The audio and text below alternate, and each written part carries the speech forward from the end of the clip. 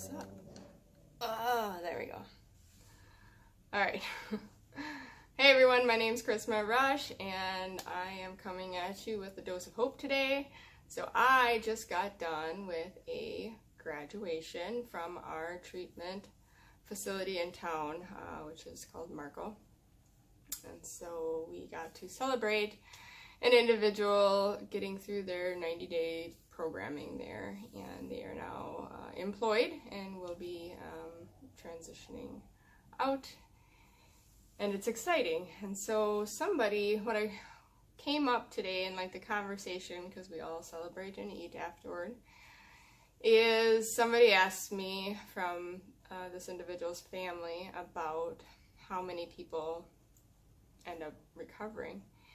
And I was sitting there with what we call an old timer, and we just kind of, chuckled, like that's a tough one to answer. And we used to be able to say pretty accurately that 13% of us made it.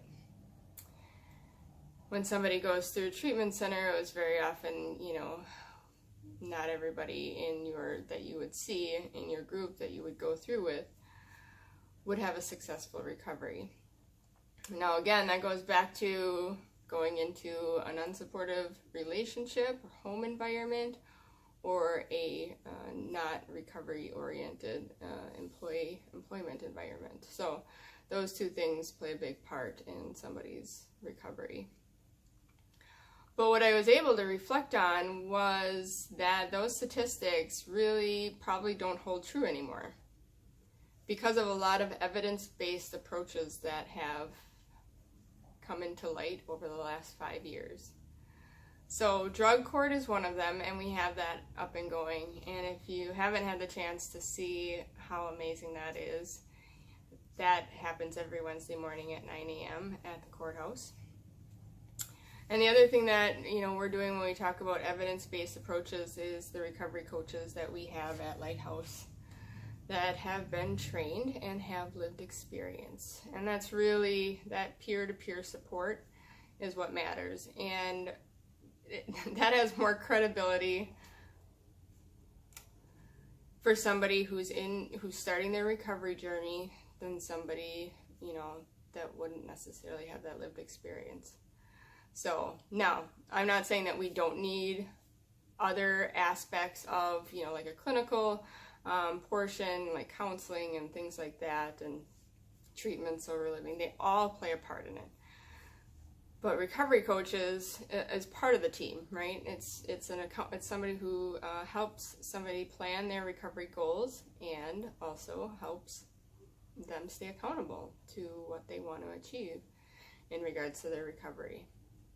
So in my world, we call them a protective factor, a caring adult that's there to help people and celebrate the small, amazing things, and make sure that we're not shaming or blaming, but we're keeping things real, for sure. So that was my experience today. Here's the thing, folks. This is where I'm going to get real. We have an amazing recovery community. That's what I get so excited about. Something's going to happen out there, all right? And the reason the 13% come up, and the reason I'm talking about like our statistics are going to get better because these support systems are in place in our community, we're also going to see people fall. And I think people that are quick to judge and quick to decide that, oh look, that's what recovery is. No, that's part of the journey. That's part of the process. There is this stages of recovery and stages of change that happen, and it's not always smooth or easy or straight or anything else. I think of, like, I always compare it to like one addiction, like don't look at your phone for the next 3 hours, or like, and every time you get that urge, that's what it's like early on, to think of like, oh man, I just want to do that. Think about somebody on a diet. It doesn't cause as much wreckage, and I get that, and yet there are things that are put into our food that are just as addicting as drugs. And so when somebody says like, oh man, I'm not going to eat this anymore, and by dinner time they're eating it. We don't consider that a relapse, but it is. Somebody made a goal for themselves and they didn't follow through on it. Now again, we go back to like, it doesn't cause as much wreckage, harm, and I get that.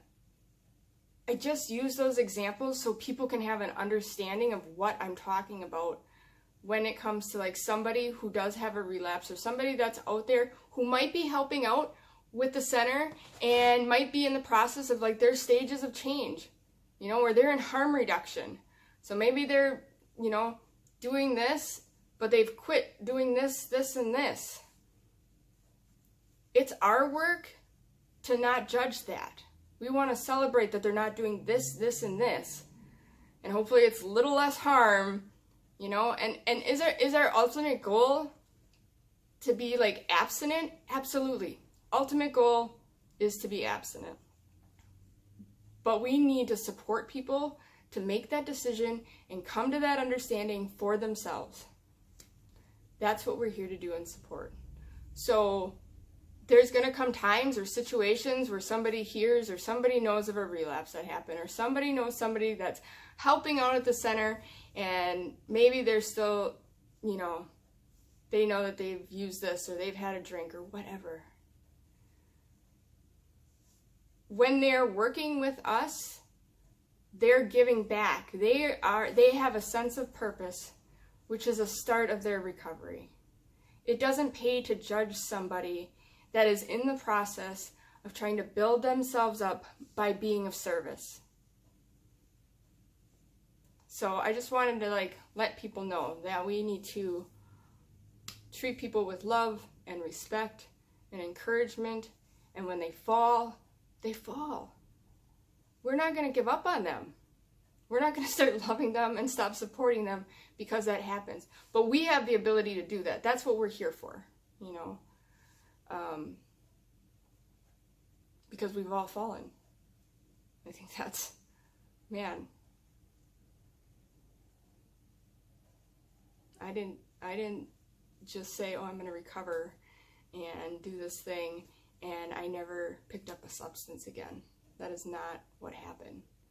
I can say since October 22nd, 2005, I have not put a chemical in my body. But before that, those stages of change and recovery that I went through before that, you know, thank goodness that there were people, peer-to-peer support, that supported me through those times where I fell. And I'm going to support those people because those people are just as capable of doing amazing, great things in their future. And so I want to help them get there. So, little dose of hope.